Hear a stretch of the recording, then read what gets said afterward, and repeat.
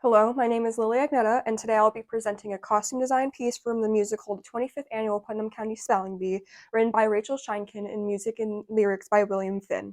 This piece is asterisked for topics including religious commentary, mental health, and sexual situations, so if any of these topics make you feel uncomfortable, feel free to leave now. And now I proudly represent Troop 6174.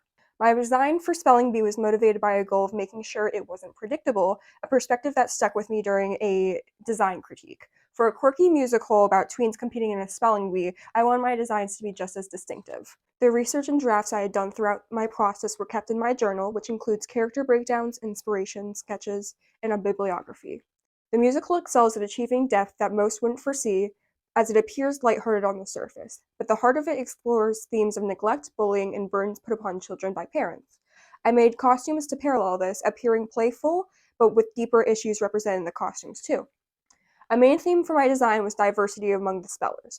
From culture to disability to body type to gender and personal style, I want to show how kids from diverse backgrounds expresses themselves uniquely. The first costume I made was Chips, an outgoing Boy Scout who is the reigning champion of the bee but is thwarted in the competition by puberty striking inopportunely. I designed his clothes to be a polycotton woven uniform with patches, but rather than a merit badge sash, he wears the sash he won at the last bee, flaunting his confidence. It takes an ironic turn after he gets an erection while being called to spell his word, causing a mistake getting him out first. This twist is shown by his lanyard, which uses a spring lock that allows the cord to be extended, which the actor would comically spend an awkward amount of time doing to cover the erection. The lanyard's number is the number 13, an ironic reflection of an unlucky past winner. The characters have numbers chosen to reflect their stories based off of traits associated with the numbers. Another character with an important number is Leaf, an eccentric with ADHD who grew up doubtful of his intelligence due to scolding by his hippie family, but ends up exceeding his expectations in the bee with the lucky number 7 on his side. His costume was inspired by his eccentricity plus details about him making his own clothes and loving cats. He has a cotton cat print button-up, patchwork denim jeans, red cape, mismatched socks, custom shoes, sock puppet, and a tool belt for his crafting needs. He also wears a propeller cap since he's described to be wearing a safety helmet forced upon him by his mom. His hippie background inspired me to make his character as genderqueer with an androgynous style allowing for creative self-expression. The next costume is for Schwartzy, the radically progressive youngest speller of the bee. She is known to know ASL, so I gave her hearing aids. She has a red poly spandex pants, plus a blue polyester herringbone blazer with patriotic print lining and an activist buttons covering the lapel over a cotton button-down and a red satin tie. Her costume is designed to be oversized to reflect the pressure for her to act like an adult, as well as her deeper insecurity about her weight, inspired by Talking Head member David Byrne's big suit designed large to make him look smaller. Often, those who suffer from body image insecurities may feel inclined to wear looser clothes to appear a different weight. I created this strong girl with deeper insecurities through clothes that appear mature and vigorous but tell an inner story of doubt. Another character whose costume reveals a deeper insecurity is Olive, a shy word lover and newcomer to the bee who is troubled by a neglectful father and a mother who ran away to an ashram in India. Exploring motifs in design, a main theme of her character is love, so I added a heart-shaped pocket to her pink corduroy skirtle.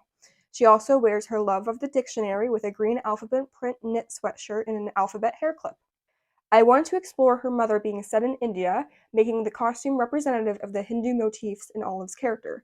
I gave her an Om pendant as one of the necklaces she wears to pair with the mantra she sings in the I Love You song, as well as jersey knit traditional print leggings.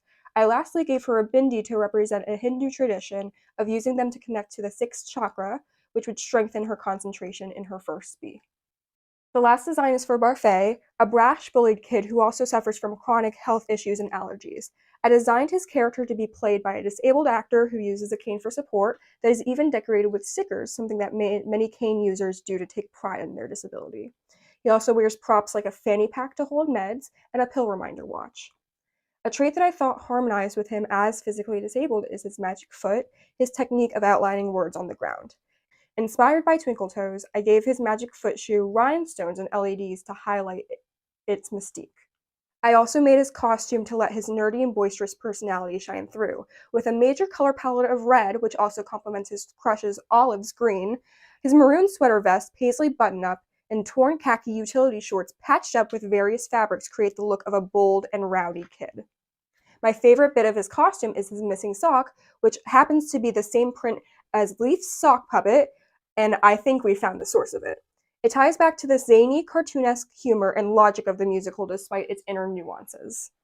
Most costumes would be custom made and meant to be seen in an off Broadway theater with an intimate audience that would have, at most, 300 seats. Thank you.